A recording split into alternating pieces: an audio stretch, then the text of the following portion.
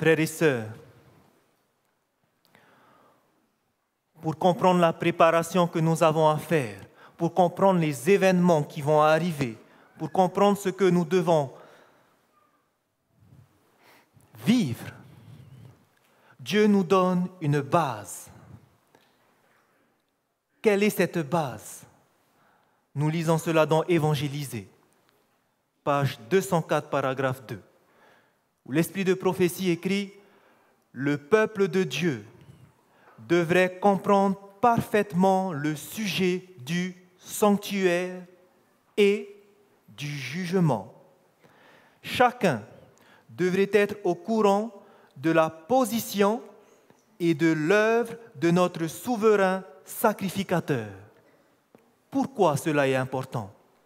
Sans cette connaissance, il n'est pas possible d'exercer la foi indispensable en ce temps-ci, ni d'occuper le poste que Dieu nous assigne.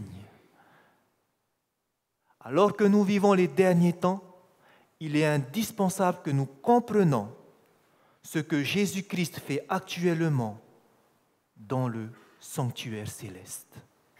Si nous ne comprenons pas cela, nous ne pourrons pas comprendre ce qui va se passer devant nous. C'est la base. Et c'est pour ça que j'aimerais commencer par un bref résumé de ce qui s'est passé depuis que Jésus-Christ est monté au ciel. Quand vous allez regarder le ministère de Jésus, une fois qu'il a terminé son ministère sur terre, après sa crucifixion en l'an 31, ce qui s'est passé, c'est que pendant 40 jours, après sa résurrection, il est resté sur terre. Et il a quitté ses disciples pour monter au ciel. Lorsqu'il est entré au ciel, il est monté dans le sanctuaire fait par Dieu lui-même. Le sanctuaire céleste. Qu'est-ce qu'il a fait? Il est monté pour y officier. Or, nous savons que dans le sanctuaire céleste, de même que sur la terre, qui était l'exemple, au ciel également, il y avait combien de pièces? 2 pièces. Et lorsque Jésus va monter au ciel, il va commencer à aller dans la première pièce, dans le lieu saint.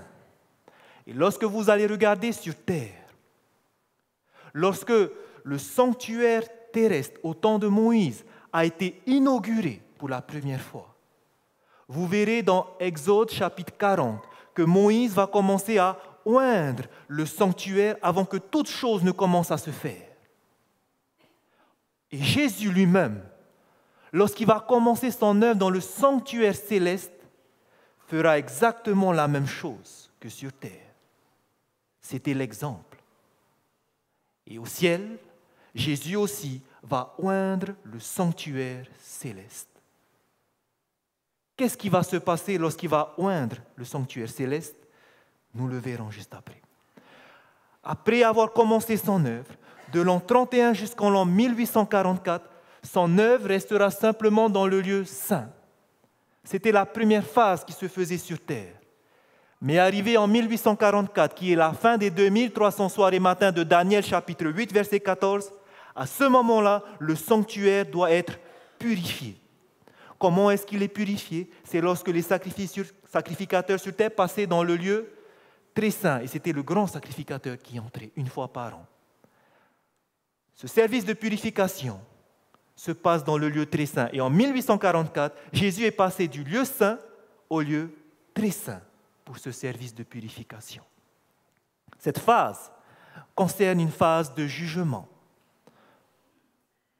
où on déterminera qui, parmi le peuple de Dieu, aura tout confessé ses péchés et qui, parmi le peuple de Dieu, sera pris au premier avènement, au second avènement de Jésus-Christ. Lorsque cette phase de jugement sera terminée, Jésus sortira du sanctuaire. Lorsqu'il va quitter le sanctuaire, le jugement est terminé. Alors, à ce moment-là, qu'est-ce qui va se passer? Il va lancer les 7 coupes de la colère de Dieu qui sont les 7 fléaux. Et enfin, alors que la rétribution des méchants a été donnée, qu'est-ce qui va se passer? Jésus reviendra chercher son peuple. Lorsque vous regardez le ministère de Jésus qui se fait au ciel, dans le sanctuaire céleste, et que vous regardez ce qui se passe sur terre, vous voyez qu'il y a un parallèle entre le ministère de Jésus au ciel et ce qui se passe pour son Église sur terre. Qu'est-ce qui s'est passé lorsque Jésus est entré au ciel et a commencé à inaugurer le sanctuaire en mettant l'huile, en oignant, en inaugurant, en mettant de l'huile dans le sanctuaire céleste? Qu'est-ce qui s'est passé sur terre?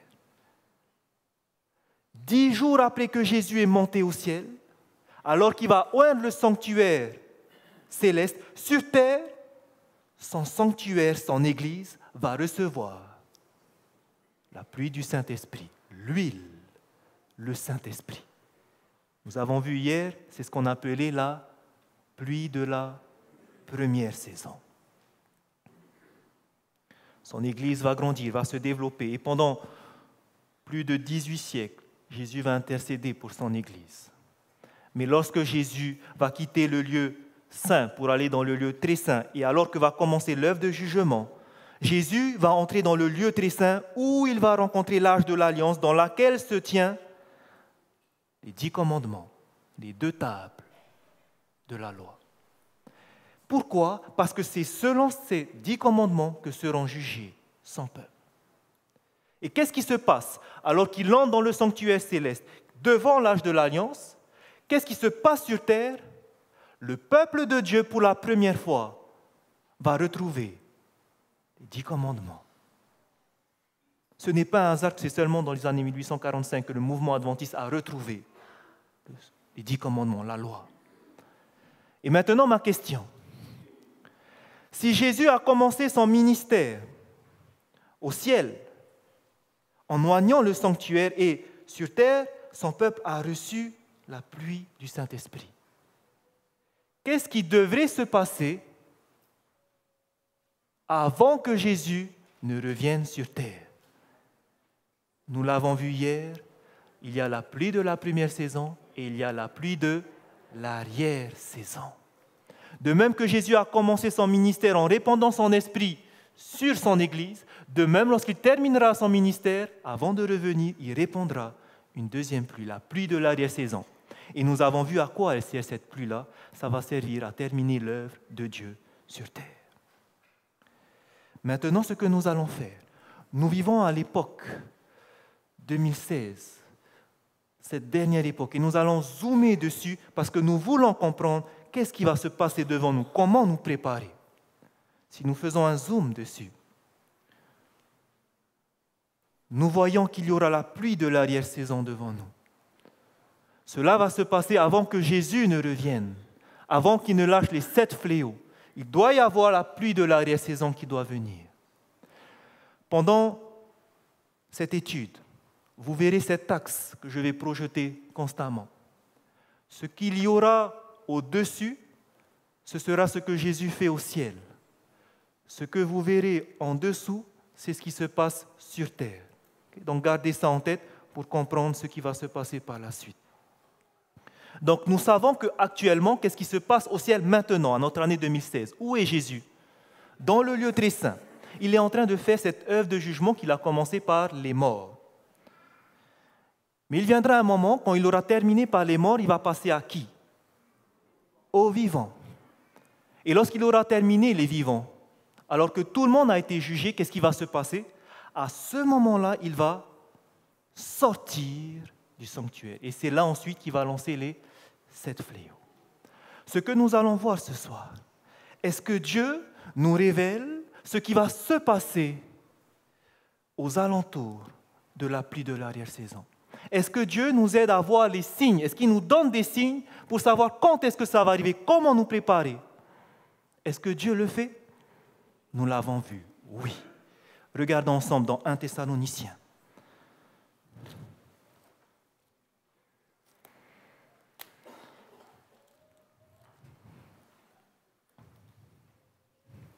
« 1 Thessaloniciens, chapitre 5.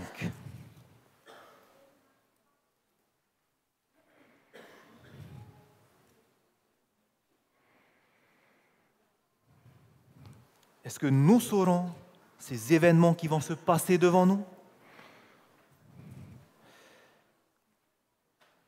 Nous lisons dans 1 Thessaloniciens, au chapitre 5, le verset 2. Voici ce qui est écrit. 1 Thessaloniciens, chapitre 5, verset 2. Car vous savez bien vous-même que le jour du Seigneur viendra comment? Comme un voleur dans la nuit. Lorsqu'un voleur vient, est-ce qu'on sait qu'il vient? Ça nous surprend, n'est-ce pas? Donc, est-ce que le peuple de Dieu sera surpris? On dit qu'il vient comme un voleur. Est-ce que le peuple sera surpris? Regardez au verset 4. Mais vous, frères, il parle à son Église, mais vous, frères, vous n'êtes pas dans les ténèbres pour que ce jour vous surprenne comme un voleur. Est-ce que l'Église sera surprise? Non. Pourquoi? Parce qu'elle n'est pas dans les ténèbres. Si elle n'est pas dans les ténèbres, où est-ce qu'elle est? Dans la lumière. Et c'est ce qu'on lit au verset 5. Vous êtes tous des enfants de la lumière et des enfants du jour. Nous ne sommes pas dans les ténèbres. Donc ce jour, lorsqu'il va être arrivé, on saura à quel moment il viendra. Pas le jour, pas la date, pas l'heure, malgré que cela va se dire dans le futur.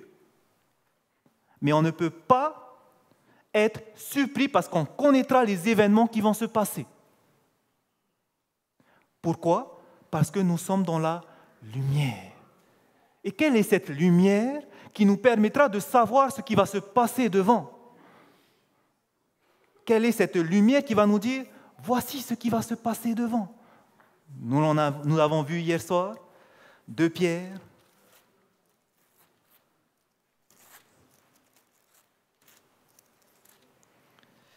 Chapitre 1. Quelle est cette lumière qui fera que nous ne sommes pas dans les ténèbres lorsque Jésus reviendra? 2 Pierre, chapitre 1. Et nous lisons le verset 19. 2 Pierre, chapitre 1, verset 19. Il est écrit « Et nous tenons pour d'autant plus certaine la parole prophétique à laquelle vous faites bien de prêter attention, comme à une lampe qui brille dans un lieu obscur jusqu'à ce que le jour vienne à paraître. » Quel est ce jour qui va paraître? Le retour de Jésus. Quelle est cette lampe qui va nous éclairer? La parole prophétique, la parole de Dieu. La prophétie nous permettra de savoir où est-ce que nous sommes placés. Qu'est-ce qui va se passer devant? Non seulement la parole de Dieu, mais particulièrement à la fin des temps, au travers de l'esprit de prophétie, Dieu nous éclairera. Nous allons voir ce soir qu'avec sa parole, qu'avec l'esprit de prophétie, Dieu nous expliquera ce qui va se passer devant nous. Première question que nous allons nous poser alors. Quel événement sera le signe annonciateur de la pluie de l'arrière-saison? Quel événement va entourer la pluie de l'arrière-saison? Est-ce que dans le livre de la révélation de Jésus-Christ, on nous parle de la pluie de l'arrière-saison? Est-ce que dans le livre de l'Apocalypse, on nous parle de la pluie de l'arrière-saison? Nous avons vu hier soir, oui. Dans quel chapitre on nous parle de la pluie de l'arrière-saison? Apocalypse, chapitre 18.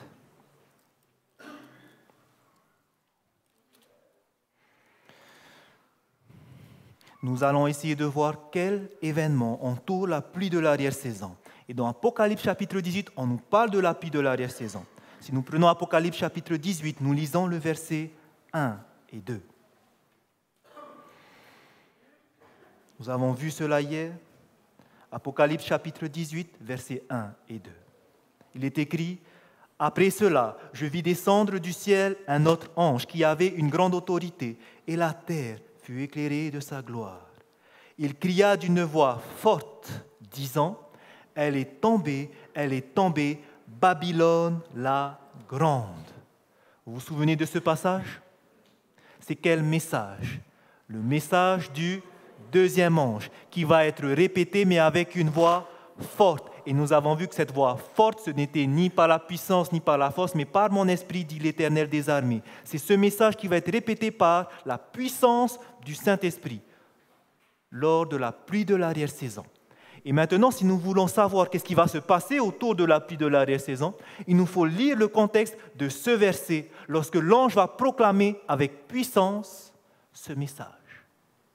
Puisqu'il s'agit ici de la pluie de l'arrière-saison, du grand cri, il nous faut lire le contexte pour savoir qu'est-ce qui va se passer à ce moment-là. Lisons la suite. Je vous invite à lire la suite du verset 2. Elle est devenue une habitation de démons, un repaire de tout esprit impur, un repaire de tout oiseau impur et odieux, parce que toutes les nations ont bu du vin de la fureur de son impudicité, et que les rois de la terre se sont livrés avec elle à l'impudicité, et que les marchands de la terre se sont enrichis par la puissance de son luxe. Et j'entendis du ciel, verset 4, une autre voix qui disait « Sortez du milieu d'elle, mon peuple, afin que vous ne participiez point à ses péchés et que vous n'ayez point part à ses fléaux. » Regardez bien maintenant le verset 5.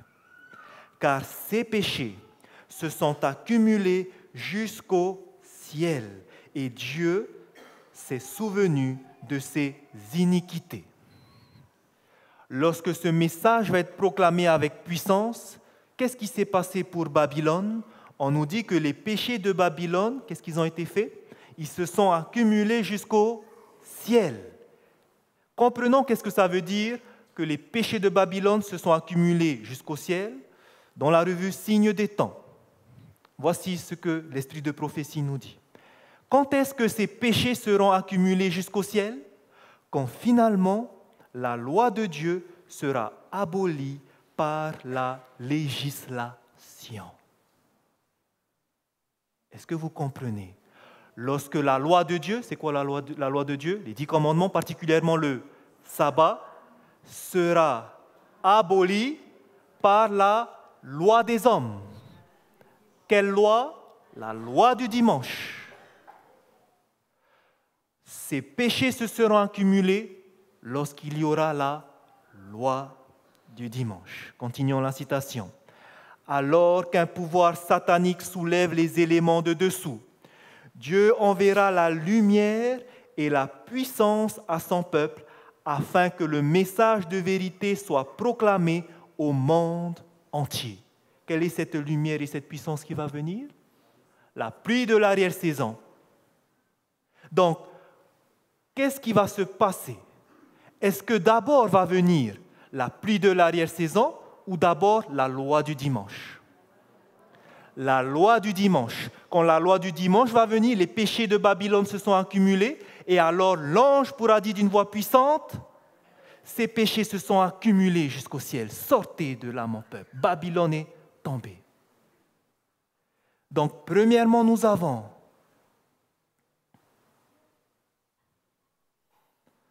la loi du dimanche.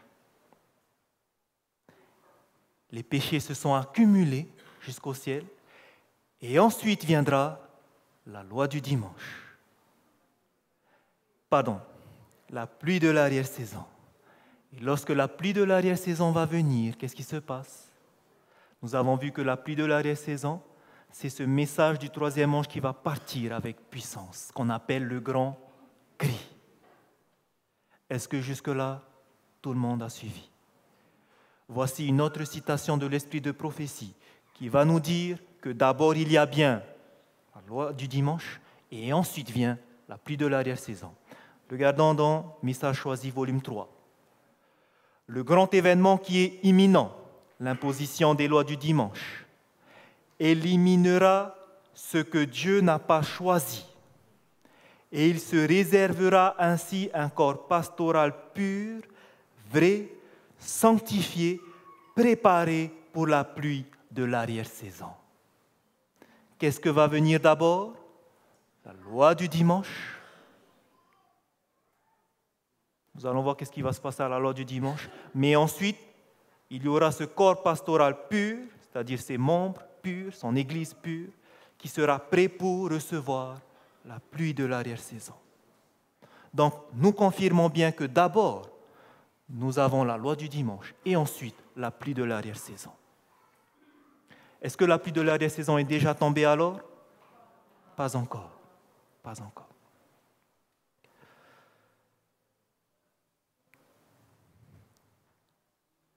La question. Pourquoi d'abord la pluie de l'arrière-saison pourquoi la pluie de l'arrière-saison vient après la loi du dimanche? Pourquoi il y a d'abord la loi du dimanche? Regardez ce que l'Esprit de prophétie nous dit dans les commentaires adventistes, volume 7.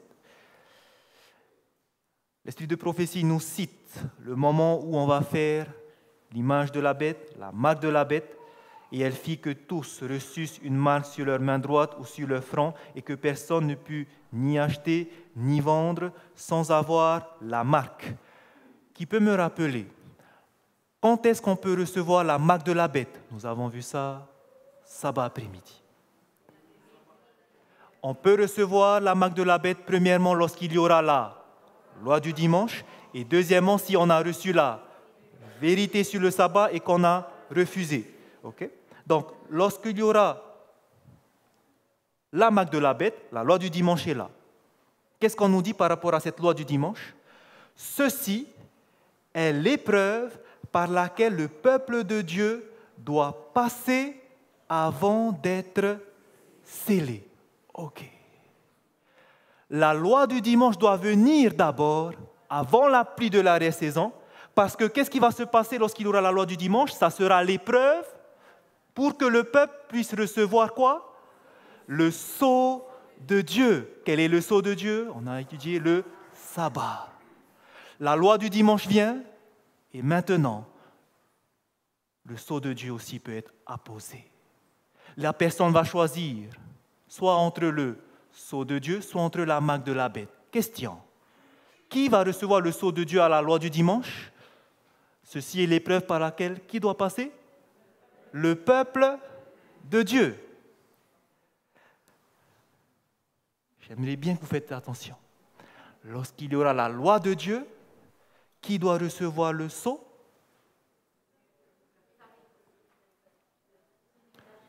Le peuple de Dieu doit recevoir le sceau. C'est sans épreuve la loi du dimanche. Regardez maintenant. Est-ce que tous les adventistes du 7e jour sont le peuple de Dieu?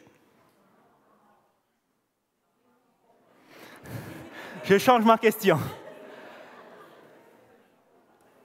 Le dernier mouvement prophétique, n'est-ce pas l'Église adventiste du 7e jour? C'est le peuple de Dieu. Parmi le peuple de Dieu, il y a l'ivraie et le blé. Amen.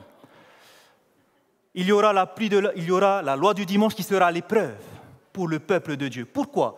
Est-ce que le peuple de Dieu connaît le sabbat? Oui. Lorsque la loi du dimanche va venir, est-ce que ceux qui refusent de continuer à garder le sabbat, mais qui vont se soumettre à la loi, pourront recevoir la marque de la bête? Oui, parce qu'ils connaissent la vérité, la loi du dimanche est là, ils connaissent la vérité et ils refusent le sabbat, ils se soumettent à la loi. Est-ce qu'ils peuvent recevoir la marque de la bête? Oui, et s'ils refusent de recevoir la marque de la bête, qu'est-ce qu'ils auront? Le sceau de Dieu. Amen. Donc, lorsqu'il y aura la loi du dimanche, alors deux choses vont se passer pour le peuple de Dieu. Soit ils reçoivent le sceau de Dieu, soit ils reçoivent la marque de la bête. C'est ce qu'on appelle la phase du scellement. On reçoit le sceau. Le peuple de Dieu va être scellé.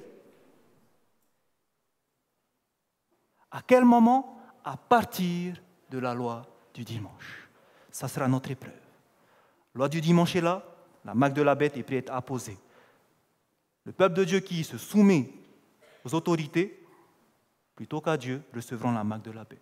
Les autres auront le sceau de Dieu. Maintenant, si vous regardez ce graphique, puisque le sceau de Dieu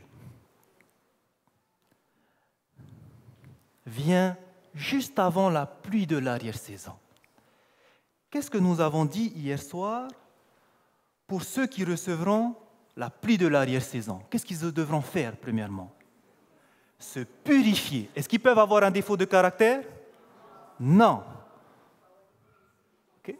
Ils ne peuvent pas recevoir la pluie de l'arrière-saison s'ils n'ont pas vaincu les défauts.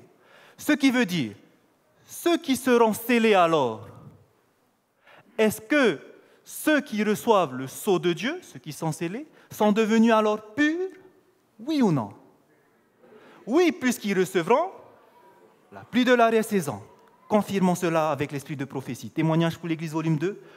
Aucun de nous ne recevra le sceau de Dieu tant que son caractère aura une tache ou une souillure. C'est clair et net. Ceux qui reçoivent le sceau de Dieu, le caractère est devenu pur. Aucune tache, aucune souillure. Et c'est à nous maintenant qu'incombe le devoir de nous corriger de nos défauts de caractère et de nettoyer de toute souillure le temple de notre âme. Est-ce que vous voyez le travail que nous avons à faire? À ce moment-là, lorsque notre temple, notre âme sera purifiée de tout défaut, nous aurons reçu le sceau de Dieu et alors, qu'est-ce qui va se passer? Alors, la pluie de l'arrière-saison tombera sur nous, de même que la pluie de la première saison tomba sur les disciples au jour de la Pentecôte. Vous voyez maintenant comment sont liés le sceau de Dieu avec la pluie de l'arrière-saison? Il faut être pur, purifié de tout défaut de caractère. Nous avons un gros travail à faire et vous comprenez maintenant pourquoi nous sommes là. Nous avons besoin de nous préparer. Ce qui veut dire, si notre caractère est pur, est-ce qu'on continue de pécher? Vous comprenez que maintenant, cela veut dire que si on veut le sceau de Dieu, il faut arrêter de pécher. Il faut arrêter de pécher. ER à la fin, excusez-moi. Il faut arrêter de continuer à faire le péché. C'est ce que nous demande Dieu en vue de ce qui va se passer devant nous. Tant que nous aurons encore ces défauts de caractère, nous ne pouvons pas recevoir le sceau de Dieu. Et alors nous ne pouvons pas recevoir la pluie de l'arrière-saison. Mais ceux qui auront vaincu le péché, ces personnes, parce qu'ils auront arrêté de pécher, qu'est-ce qui va se passer pour eux? Regardez, lorsque le décret aura été proclamé. Quel est le décret? Loi du dimanche. Que le sceau aura été apposé. Maintenant, Dieu peut apposer son sceau. Sur qui? Sur ceux qui auront été purs. Qu'est-ce qui va se passer sur ces personnes qui auront le sceau? Leur caractère maintenant demeurera pur et sans tache à jamais. Parce qu'ils auront arrêté de pécher, ils auront été scellés, maintenant ils auront la victoire jusqu'au bout sur le péché. N'est-ce pas formidable? Amen. Vous voyez ce qui nous attend devant? Une vie sans péché. Et demain, vous allez comprendre pourquoi c'est important. Jamais le sceau de Dieu ne sera placé sur un front impur. Tous ceux qui le recevront devront être sans tache devant Dieu, des candidats pour le ciel. Tous ceux qui recevront le sceau de Dieu, ce seront des candidats pour le ciel. Ça veut dire quoi? Qu'ils vont aller au ciel. Ça veut dire quoi par rapport à leur jugement? Jésus les aura jugés et ces personnes seront sauvées. Et maintenant, nous allons faire le lien entre ceux qui reçoivent le sceau avec ce qui va se passer au ciel avec Jésus. Qu'est-ce qui se passe au ciel? Lorsque les temps de rafraîchissement, on parle de quel événement? La pluie de l'arrière-saison, viendront de la part du Seigneur, alors les péchés des âmes repentantes, ayant reçu la grâce du Christ et ayant vaincu par le sang de l'agneau, seront enlevés des registres du ciel. Vous savez que vos péchés sont inscrits dans le ciel, hein? Okay. À quel moment ils vont être effacés? Lorsque les temps de rafraîchissement vont venir, le temps de la pluie de l'arrière-saison. Est-ce que c'est les péchés de tout le monde qui vont être effacés? Non, seulement les péchés des âmes repentantes. Donc voici ce qui se passe pour tous ceux qui auront le sceau de Dieu. Leurs péchés, parce qu'ils ont arrêté de pécher, ils ont tout confessé leurs péchés, ils ont arrêté de pécher. maintenant Jésus pourra effacer tous leurs péchés. Cela revient à faire quoi? Qu'il y aura un jour où tel membre, son nom sera appelé au tribunal divin. Jésus va examiner son cas. Est-ce qu'il va continuer de pécher à ce moment-là? Si c'est un membre qui a entendu les appels des serviteurs de Dieu, s'il a entendu la préparation, il sait que maintenant j'arrête de pécher parce que je sais que ça va passer mon cas au ciel. Et lorsqu'il aura arrêté de pécher, son caractère sera devenu pur. Qu'est-ce que Jésus va faire pour cette personne? Ses péchés seront effacés. Qu'est-ce qu'il recevra? Le sceau de Dieu. Et ensuite, il recevra la pluie de l'arrière-saison. Ce qui veut dire que lorsque nous serons scellés, c'est parce qu'au ciel, qu'est-ce qui se passe? Jésus est en train de nous juger. Ce qui veut dire que le jugement des vivants va commencer par qui? Par le peuple de Dieu, par l'Église adventiste du 7e jour. Pourquoi les autres ne seront pas jugés en premier? Est-ce qu'ils peuvent recevoir la marque de la bête s'ils n'ont pas entendu la vérité? Non. Lorsqu'il y aura la loi du dimanche, il n'y a que nous, pour l'instant, qui savons. Donc nous serons jugés premièrement. Et ensuite viendra les autres. Vous verrez à quel moment. Mais d'abord, le jugement commencera par la maison de Dieu. Et la Bible confirme dans Ézéchiel, chapitre 9. Ézéchiel, prenons notre Bible. Dans Ézéchiel, chapitre 9.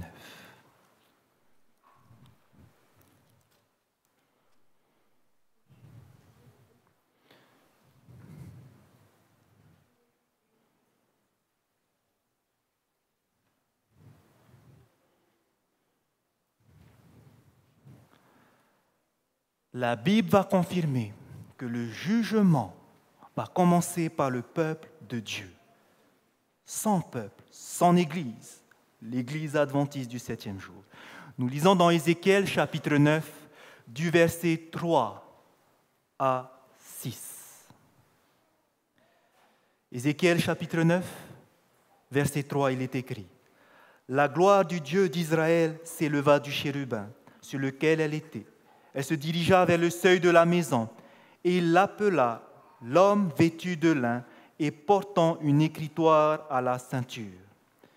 L'Éternel lui dit: passe au milieu de la ville, au milieu de Jérusalem, et fais une marque sur le front des hommes qui soupirent et qui gémissent à cause de toutes les abominations qui s'y commettent. » Ici, on est en train de parler de l'homme vêtu de lin qui va passer dans la ville pour faire quoi? Pour poser une marque, un sceau. On est en train de parler d'un scellement. Et regardez ce qui se passe. Verset 5. « Et à mes oreilles, il dit aux autres: passez après lui dans la ville et frappez, que votre œil soit sans pitié et n'ayez point de miséricorde. Tuez, détruisez les vieillards, les jeunes hommes, les vierges, les enfants et les femmes, mais n'approchez pas de quiconque aura sur lui la marque. » Donc d'abord, on va poser la marque, c'est l'homme vêtu de lin. Tous ceux qui auront la marque, c'est bon, il a fini. Et derrière eux vont passer des hommes pour détruire tous ceux qui n'auront pas la marque. De quel événement on est en train de parler ici? La destruction des 7 fléaux. Ça ne touchera que ceux qui auront la marque de la bête. Ceux qui auront le sceau de Dieu, est-ce qu'ils seront touchés? Non, on nous parle de cet événement. Et regardez, je relis le verset 6. « Tuez, détruisez les vieillards, les jeunes hommes, les vierges, les enfants et les femmes, mais n'approchez pas de quiconque aura sur lui la marque, et commencez par mon sanctuaire. » Le jugement commencera par le sanctuaire de Dieu, par sa maison, par son peuple, parce qu'eux connaissent la vérité. Et Dieu nous redemandera des comptes. Ça commence par la maison de Dieu. Une deuxième preuve, c'est lorsque vous allez regarder le parallèle qu'il y aura entre la pluie de l'arrière-saison et la pluie de la première saison. Vous allez voir que c'est la même chose. D'abord le peuple de Dieu et ensuite les autres. Nous n'allons pas aller en détail. S'il faut aller en détail, on peut rajouter d'autres choses, mais je ne vais pas le faire, on n'a pas assez le temps.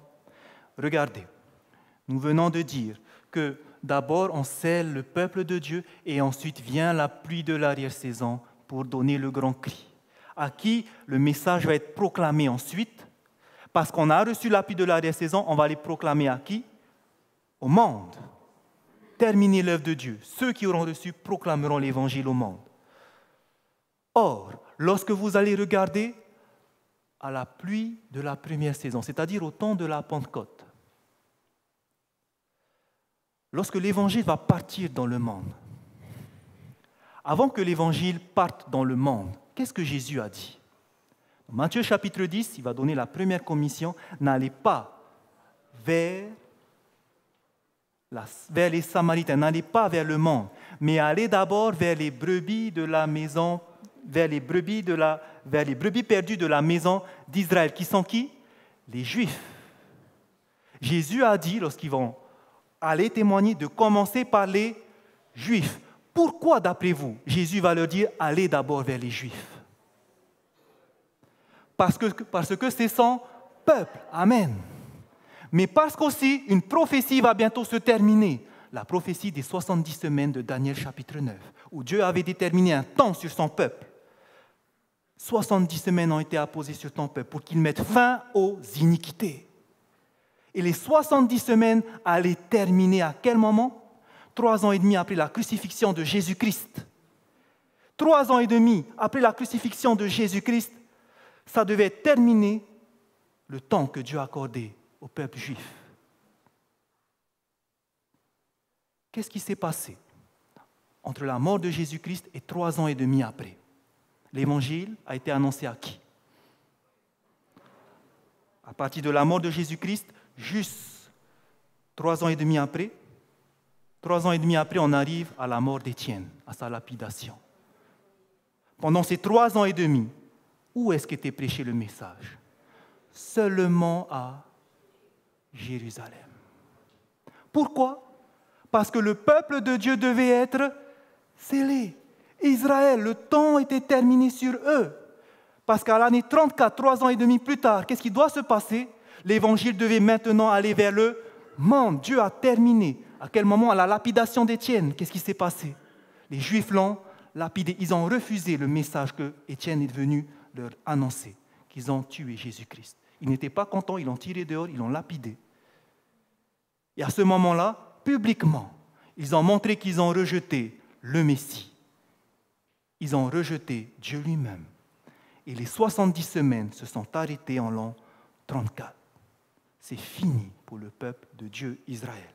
Mais alors maintenant, vers qui l'évangile va aller? Dans Actes chapitre 8, vous allez voir, ce jour-là, il y avait Paul qui tenait la tunique d'Étienne. Et qu'est-ce qui va se passer ce jour-là? Actes chapitre 8, verset 1, il y eut une grande persécution contre les chrétiens. Et qu'est-ce qui s'est passé? Tous les chrétiens se sont dispersés. Et en se dispersant, qu'est-ce qu'ils ont emmené avec eux dans le monde? L'évangile au monde. D'abord, le peuple de Dieu. Parce qu'ils vont être scellés. Après, l'évangile annoncé au monde. Maintenant, la question pour nous. Qu'est-ce qui s'est passé lorsque l'évangile est parti dans le monde? Nous venons de le dire dans Actes chapitre 8, verset 1. Il y eut une grande persécution. Les chrétiens ont été persécutés. Mais plus on les persécutait, plus les martyrs qui répandaient leur sang, c'était comme de la semence pour d'autres personnes. D'autres personnes étaient converties. Plus il y avait de persécutions, plus ça se convertissait. À chaque fois qu'il y a des martyrs, à chaque fois la parole de Dieu part. Dieu permet les persécutions parce qu'il sait que par derrière, sa parole va partir, va se propager. Et la question maintenant pour nous, lorsque l'évangile va être annoncé au monde au travers du grand cri, est-ce qu'il y aura aussi la même chose qu'il y a eu lors de la pluie de la première saison? Vous allez voir que oui. Oui. Témoignage pour l'Église, volume 6. C'est lorsque la tempête de la persécution éclatera sur nous réellement. Lorsqu'il y aura la persécution sur le peuple de Dieu, c'est à ce moment-là que le message du troisième ange s'amplifiera pour devenir un grand cri. Et toute la terre sera illuminée par la gloire du Seigneur. Donc oui, c'est pendant qu'il y aura la persécution que le message va partir comme un grand cri. Lorsqu'il y aura la persécution, le message va partir comme un grand cri. Qu'est-ce qui se passe après la pluie de l'arrière-saison? Comment l'évangile va partir? C'est parce qu'il y aura en même temps la persécution. Et qu'est-ce qui va se passer pour l'Église de Dieu? C'est à ce moment-là que Jésus va cribler, secouer son Église. C'est ce qu'on appelle le criblage. Parmi l'Église, nous avons dit qu'il y avait l'ivraie et le blé. Il y a des personnes qui ont une foi ferme. Il y a des personnes qui ont une foi légère. Lorsque Jésus va secouer, le grain va rester dans l'air. La paille va s'envoler parce qu'elle est légère. C'est ce qui va se passer. L'Église va être criblée. Pour l'instant, on ne voit pas. Moi-même, je peux venir prêcher de beaux sermons, mais l'Esprit de Dieu n'est pas avec moi. Et lorsque viendra la persécution, on verra s'il avait la foi, celui qui parlait devant. Pour l'instant, on ne voit pas. À quel moment on va savoir? Lorsqu'il y aura la persécution. C'est à ce moment-là que le crible va venir. Cela est confirmé dans Témoignage pour l'Église, volume 5. Le temps n'est pas éloigné, où toute âme sera éprouvée. On voudra nous imposer la marque de la bête.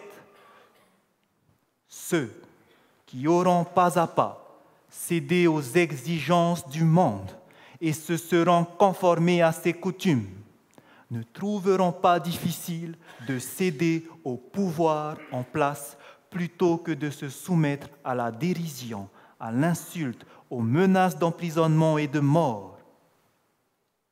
Le débat portera sur les commandements de Dieu et les commandements humains. Et c'est en ce temps-là que l'or sera séparé des scories dans l'Église. Il y aura le criblage dans l'Église. Cela va se passer. Ceux qui auront pas à pas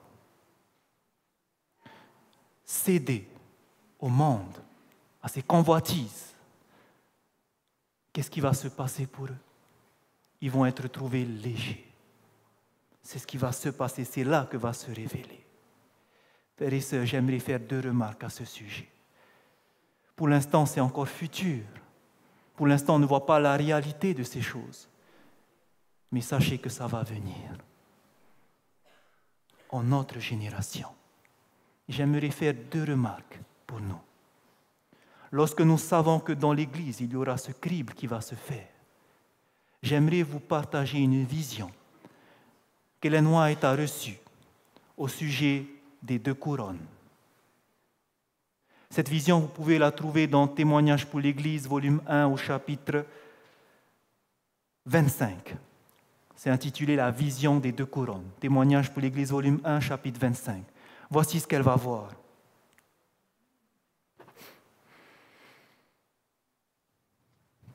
Dans sa vision, elle va voir une main qui va être tendue vers la terre. Cette main vient du ciel. Et dans cette main se tenait un sceptre. Et au bout de ce sceptre se trouvait une couronne. Cette couronne était décorée de diamants. Et sur cette couronne était marqué « Heureux ceux qui m'obtiennent, parce qu'ils hériteront la vie éternelle ». Il y avait maintenant devant une autre couronne qui venait. Cette couronne partait de la terre. C'était un sceptre. Au bout de ce sceptre, cette couronne. Et sur cette couronne, il y avait des rubis. Et sur cette couronne qui vient de la terre étaient inscrits les mots « La richesse, c'est la puissance. Honneur et célébrité à ceux qui m'obtiennent. »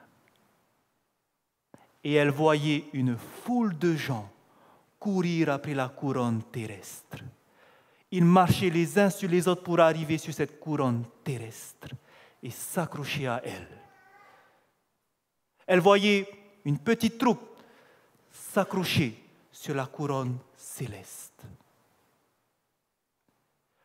Les personnes qui étaient accrochées à la couronne céleste, ils voyaient que ceux qui étaient en bas, sur la couronne terrestre, les regardaient se moquer d'eux et ils prenaient des balles noires.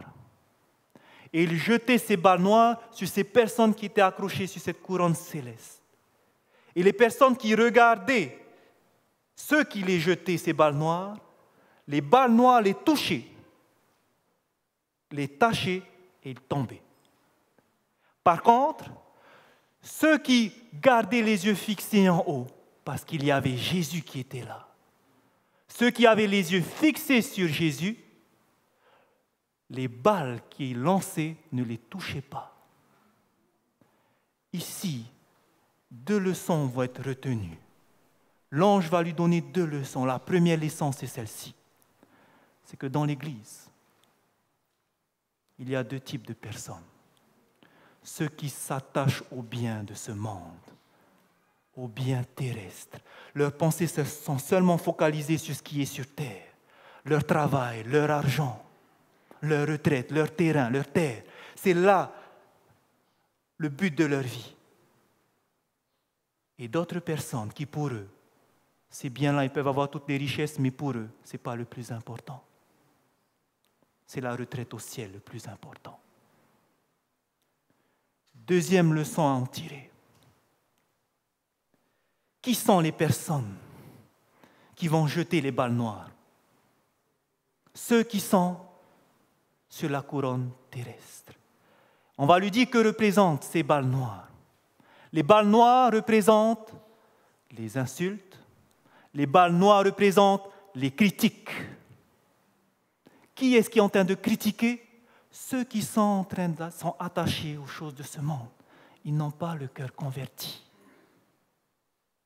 Ils sont en train d'insulter, d'être jaloux, de critiquer ces personnes qui ont choisi de suivre Jésus, de travailler pour lui. Ils critiquent leur œuvre. La deuxième leçon à en retirer, frères et sœurs, c'est que ne regardez jamais ces critiques. Parce que qu'est-ce qui se passe pour ceux qui ont regardé les balles noires? Ils tombent. Ne regardez jamais, mais gardez les yeux fixés sur Jésus. Travaillez pour le Seigneur. Ne regardez pas ce qu'on va dire de votre œuvre. Parce qu'il y aura des critiques, c'est sûr. Quelqu'un qui veut s'engager pour le Christ, on ne va pas l'aimer. Je vous le dis parce que c'est arrivé pour moi. Il y a des personnes qui disent du mal sur moi, qui déforment des choses. Je n'entends pas derrière. Mais cette vision-là m'encourage à aller de l'avant. Parce que le Maître, Jésus-Christ, a été haï par sa propre Église. Et moi, je resterai fidèle à Jésus, quoi qu'il arrive. C'est la première leçon à en retirer. Ne regardez pas ces choses-là. Ne regardez pas les critiques. Focalisez-vous sur l'œuvre de Dieu. Sanctifiez-vous, purifiez-vous. Gardez les yeux fixés sur Jésus. Vous travaillez pour Dieu, vous savez qu'il y aura des critiques, mais ne regardez jamais. Deuxième leçon à en retirer. Qu'est-ce qui va se passer pour ces personnes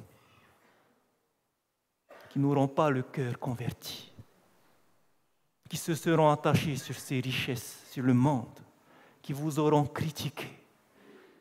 Qu'est-ce qui va se passer pour eux, frères et sœurs?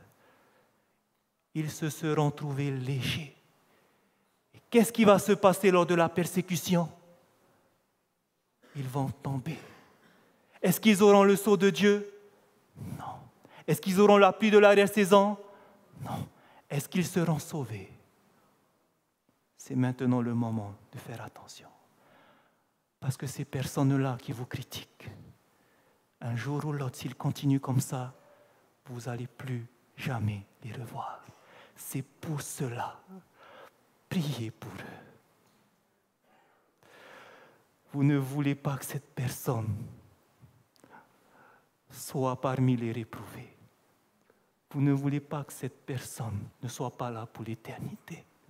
Même si elle vous critique, frères et sœurs, vous savez quel est son sort. Si elle continue dans ses intentions, priez pour elle pour qu'elle change de direction. Priez pour elle parce que vous ne voulez pas qu'elle soit criblée. Ces personnes qui vous insultent, priez pour eux parce que vous voulez que Dieu les sauve. Parce qu'en continuant comme ça, vous savez quelle est leur destinée. Ils seront perdus. Et je pense qu'on ne veut pas que celui qui est assis à côté de moi, celui qui est là-bas, soit perdu. En tant que frères et sœurs, j'aimerais que tous nous soyons au ciel. Que ceux qui vous persécutent, frères et sœurs, priez pour ces personnes. Vous ne voulez pas qu'ils ne soient pas là pour l'éternité. Jésus est mort pour eux. Priez pour eux. Ne rendez pas le mal par le mal. Mais priez pour ces personnes parce que vous savez ce qui arrive devant pour eux.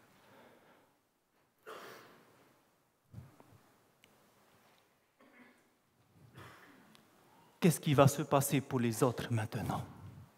Nous avons parlé de l'Église. Nous avons vu que Dieu va cribler son Église. Tous ceux qui se seront trouvés légers vont tomber. Mais n'oubliez pas que le grand cri va être annoncé par tous ceux qui seront restés fidèles à Dieu, qui auront partagé sa parole avec foi. Malgré les critiques, ils auront œuvré pour le Seigneur. Avec la puissance du Saint-Esprit, les autres ne verront pas. Mais ils l'auront fait par la puissance du Saint-Esprit. Et qu'est-ce qui va se passer à ce moment-là? Alors qu'il y aura le crible, alors que les personnes vont sortir petit à petit, tomber, que va-t-il se passer pour les autres? Ils vont entendre ce message. Et à ce moment-là, regardez ce que l'esprit de prophétie nous dit. Dans Événements des derniers jours, page 138. Les rangs rompus, rompus par qui? Tous ceux qui auront abandonné Dieu, seront remplis par ceux que le Christ a représentés comme venant à la 11e heure. L'Esprit de Dieu travaille en beaucoup d'âmes. Le temps des jugements destructeurs de Dieu. Ce temps destructeur, ce n'est pas lorsqu'il y aura les 7 fléaux. C'est un temps qui va venir juste un petit peu avant, qu'on appelle le bref temps de trouble de Jacob. Ce temps-là, c'est avant les 7 fléaux, où on pourra encore être sauvé. Parce que pendant les 7 fléaux, est-ce qu'on peut être sauvé? Non, puisque Jésus est sorti du lieu très saint. Donc, les temps destructeurs, c'est le temps qui vient avant, où on peut être sauvé. Pendant ce temps-là, quand il y aura le criblage, le temps des jugements destructeurs de Dieu est le temps de grâce. Pour qui? Pour ceux qui maintenant n'ont pas encore l'occasion d'apprendre ce qu'est la vérité, c'est-à-dire pour le monde. Pendant qu'il y aura le crible, ça sera le temps pour le monde d'entendre cette parole de la part de la pluie de la saison du grand cri. Le Seigneur posera sur ces personnes un regard rempli de tendresse. Son cœur miséricordieux est touché, sa main est encore étendue pour sauver, alors que la porte est fermée pour ceux qui n'entreraient pas. Pour qui la porte est fermée? Ceux qui ne vont pas entrer, pour qui elle était fermée juste avant, on a vu? Pour l'Église. Ceux qui se sont trouvés légers, c'est fermé pour eux, ils ont refusé le Seigneur. Le jugement est passé, c'est terminé. Dès que le jugement est passé, ils ont refusé Dieu, la porte de la grâce est fermée pour ces personnes. Alors que la porte est fermée pour ceux qui n'entreraient pas, nombreux sont les élus qui seront acceptés et qui entendront la vérité pour la première fois en ces derniers jours. Il y en aura qui vont sortir parce qu'ils se seront trouvés légers, mais d'autres vont prendre leur place et le peuple triomphant de Dieu sera formé pour accueillir le roi des rois. Qu'est-ce qui va se passer? Lorsque l'œuvre aura terminé, tout le monde aura entendu le message. Chaque être humain sur terre aura entendu parce que Jésus a dit « Cette bonne nouvelle du royaume sera prêchée dans le monde entier et alors viendra la fin. » Donc tout le monde sur terre aura entendu. Chacun aura pris position ou pour Dieu ou pour la loi des hommes. Et le monde qui aura entendu ça, tous ceux qui auront accepté Dieu, qu'est-ce qu'ils vont faire? Ils vont entrer dans les rangs de Dieu. Ils feront partie de son peuple. Et ces personnes-là, lorsqu'ils auront entendu la vérité et qu'ils auront choisi, ils auront aussi le sceau de Dieu. À chaque fois qu'ils entendront la vérité, ils seront scellés petit à petit. Donc pendant tout ce temps-là, il y aura le scellement de ces personnes. Au ciel, Jésus a fini le jugement des adventistes vivants. Il va passer maintenant au jugement du monde. Ils seront jugés lorsqu'ils auront entendu la vérité. Et petit à petit, les rangs se rempliront. Certains recevront la marque de la bête, d'autres recevront le sceau de Dieu. Et lorsque l'œuvre sera terminée, lorsque toute personne sur cette terre aura entendu le message, que va-t-il se passer? Le jugement au ciel, il est terminé. La dernière personne qui a entendu, ça y est, elle a pris position. Le jugement de cette dernière personne est terminé. Toute la terre a été jugée. Qu'est-ce qui se passe au ciel pour Jésus? Il a terminé son œuvre de jugement. Alors qu'il a terminé, qu'est-ce qui se passe? Jésus sort du lieu très saint. Et la porte de la grâce est définitivement fermée pour tout le monde. Et alors, Jésus dira que celui qui est juste se purifie encore. Celui qui est injuste soit injuste encore. Parce que je viens et ma rétribution est avec moi pour rendre à chacun selon ses œuvres. Et il lancera les 7 fléaux. Ceux qui auront gardé le sceau de Dieu seront protégés pendant ces 7 fléaux. Et alors Jésus reviendra nous chercher. Maintenant, la question que nous nous posons. Lorsque nous comprenons maintenant ce que le Seigneur nous a révélé par l'esprit de prophétie, par sa parole, lorsque nous voyons ce qui arrive devant nous, la question est celle-ci que beaucoup vont se demander. Est-ce que alors, puisque c'est que lorsqu'il y aura la pluie de la saison que le message va partir avec puissance, est-ce que maintenant nous devons attendre que la pluie de l'arrière-saison arrive? Non. Pourquoi? Regardez. Ce n'est pas le moment d'attendre que la pluie de l'arrière-saison arrive. Ce n'est pas quand la pluie de l'arrière-saison va venir arrive que là, je vais travailler pour Dieu. C'est maintenant qu'il faut commencer. Pourquoi?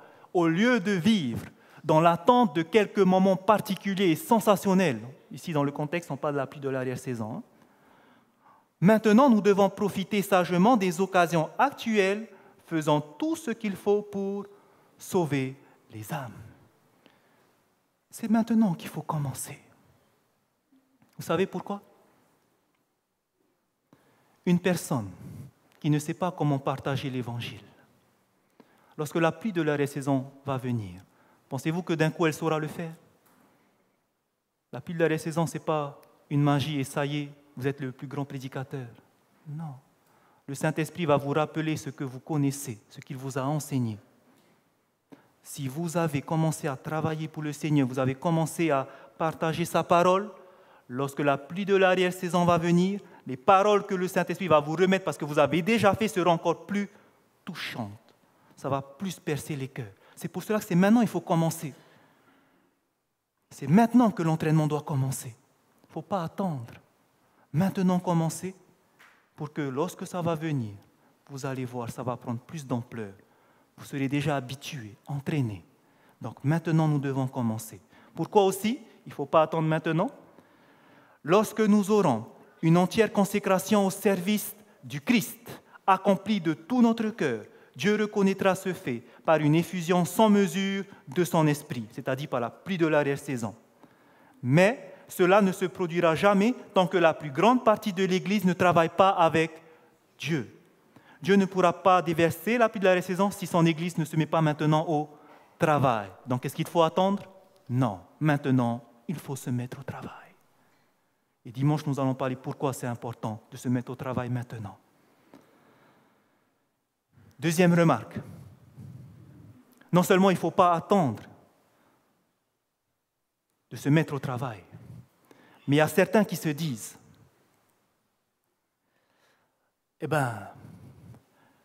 puisque c'est lorsqu'il y aura la loi du dimanche qu'on va commencer à être scellé, alors je vais attendre. Et lorsque la loi du dimanche va venir, maintenant je vais me donner à Dieu.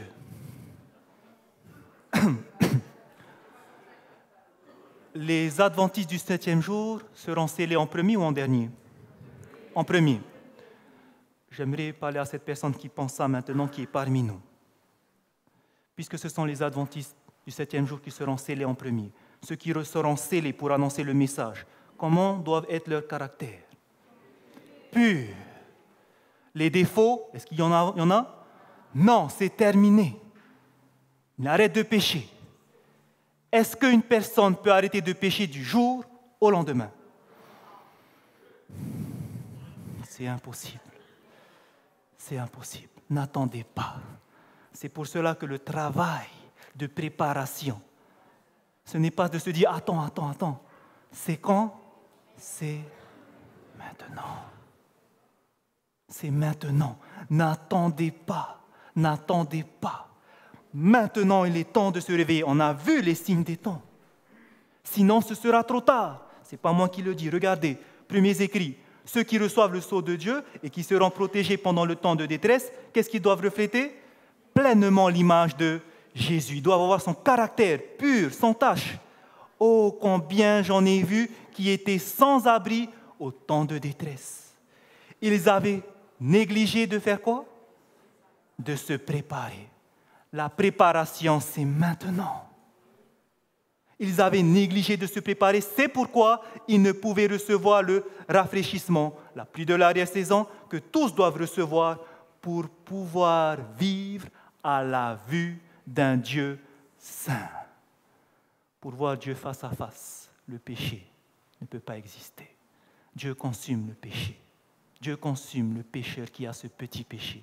Mais celui qui aura vaincu, parce qu'il se sera sanctifié, il pourra voir face à face Jésus-Christ lorsqu'il reviendra dans toute sa gloire. C'est pour cela que maintenant, nous devons commencer. D'autant plus lorsque sabbat, nous avons vu qu'avant que la loi du dimanche ne vienne, qu'est-ce qu'il doit y avoir? Avant que la marque de la bête ne vienne, Apocalypse chapitre 13, qu'est-ce qu'il doit y avoir?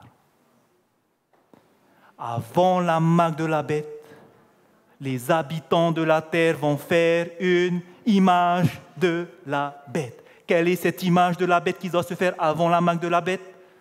L'union de l'Église avec l'État. Qu'est-ce qui se passe actuellement aux États-Unis? On est en train de réclamer l'union entre l'Église et l'État à cause de quoi? À cause de la religion climatique. C'est maintenant plus que jamais. L'image de la bête est en train de se former. Lorsqu'elle sera formée, alors il y aura la loi du dimanche.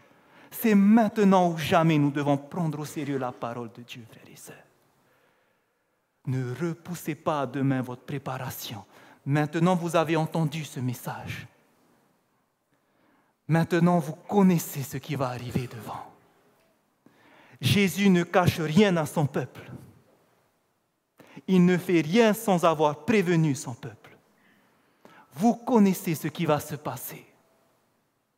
Et maintenant que vous savez ce qui va se passer, parce que Jésus vous a dit, ne laissez pas les soucis de ce monde repousser votre préparation. Aujourd'hui, si vous entendez sa voix, n'endurcissez pas vos cœurs. Qu'est-ce qui s'est passé lorsque Jésus a pleuré sur Jérusalem? Jésus ne va pas laisser son peuple. Il sait ce qui va arriver devant. Il sait ce qui va se passer. Il l'a vu en vision. Qu'est-ce qu'il va leur dire à ses disciples? Luc chapitre 21, verset 40. Lorsque vous verrez les armées encercler la ville, sachez que son heure est proche. Voici le signe que Dieu a donné. Jésus leur a dit, quand vous verrez les armées romaines arriver, sachez que c'est la fin. Alors que ceux qui sont dans Jérusalem sortent. Sortez de la ville quand vous voyez les armées arriver. Vous savez qu'en l'an 67, l'armée du général Vespasien est arrivée à Jérusalem. Il a encerclé la ville parce qu'il commençait à l'assiéger. À ce moment-là, qu'est-ce qu'il fallait faire? C'était le signe pour les Juifs de sortir. Les Juifs étaient contents parce qu'à cette époque, les historiens disent qu'ils ont retrouvé Jérusalem. Les Romains, le gouverneur romain, il a été sorti, il a pris la fuite. Ils étaient contents, les Juifs, ils ont retrouvé le temple. Ils vivaient dans l'orgueil de la vie. Ils ont vu les Romains arriver. Est-ce qu'ils ont fait attention au signal que Jésus leur a donné? Non. Ils n'ont pas fait attention à ce signal. Vous savez qu'est-ce qui s'est passé ce jour-là, en l'an 67? Vespasien, miraculeusement, n'a pas attaqué la ville. Mais il est sorti. Parce qu'en Alexandrie, il y avait une autre guerre qui devait aller défendre. Et il est parti. Les Juifs ont vu Vespasien sortir. Il a peur de nous. Continuons à vivre, à manger et à boire. Ils n'ont pas entendu le signal. Ils n'ont pas fait attention à ce que Jésus a dit. Mais qu'est-ce qui va se passer 3 ans plus tard? Son fils Titus va revenir. À ce moment-là, les armées vont entourer la ville. Plus personne ne pouvait sortir. Les enfants qui étaient à l'intérieur, les parents commençaient à mourir de faim. Ils commencent à se souvenir ce que le Messie avait dit. Mais c'est trop tard. Et on commence à faire des atrocités à l'intérieur parce qu'il n'y a plus à manger. Même les enfants ont été sacrifiés pour être mangés. Ils n'ont pas écouté ce que Jésus a dit. Frères et sœurs, aujourd'hui, Jésus est en train de pleurer pour ce qui va se passer pour ce monde. Mais il a annoncé ce qui va arriver. Il a donné les signes. Il nous a donné la parole prophétique. Qu'est-ce que vous allez faire maintenant? Est-ce que vous allez laisser ces conseils pour retourner dans votre vie de tous les jours? Vivre cette vie de débauche que vous avez. Continuez avec vos défauts de caractère. Alors qu'il vous dit, quand vous voyez ces choses-là, l'image de la bête, préparez-vous parce que ça va venir avec rapidité. C'est maintenant le moment de se préparer. Ne faisons pas la même erreur que les Juifs. Ces leçons sont pour nous aujourd'hui. Cette histoire, c'est pour nous aujourd'hui. Qu'est-ce que vous allez faire? Jésus pleure sur son Église. Dans le monde entier, frères et sœurs, les messages que je vous partage, j'en ai vu qui se font un peu partout dans le monde. Actuellement, Dieu réveille son Église. Je remercie d'envoyer ses serviteurs, comme le pasteur Jean-Noël. Ces personnes qui réveillent l'Église. Je rends gloire à Dieu pour ces personnes. Parce que c'est le temps, frères et sœurs, n'attendez plus. Vous savez ce qui va se passer. N'attendez plus. Maintenant, il faut se donner entièrement à Christ. Quand vous regardez ce qu'il a fait, comment vous pouvez dire non? Comment vous pouvez dire non à cette vie qu'il vous propose de vivre? Il peut vous donner la victoire sur le péché. Mais est-ce que vous acceptez cela? C'est votre choix.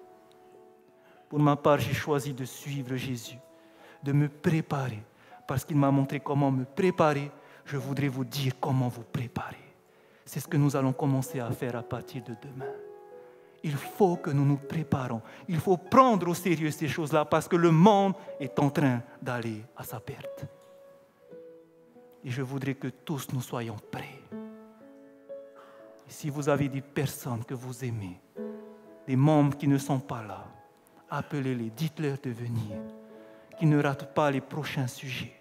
Dieu veut un réveil, mais surtout une réforme.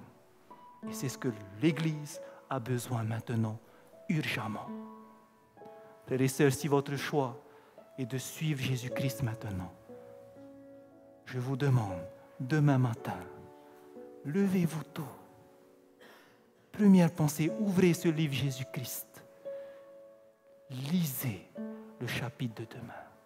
Vous allez voir des choses magnifiques, que le Seigneur va vous toucher. Et vous allez voir que ça va transformer votre cœur. Et c'est l'Esprit de Dieu qui va faire cela. C'est le conseil que je peux vous donner ce soir. Le choix est entre vos mains. Et je vous conseille, faites le bon choix. Que le Seigneur vous bénisse, frères et sœurs, et à demain.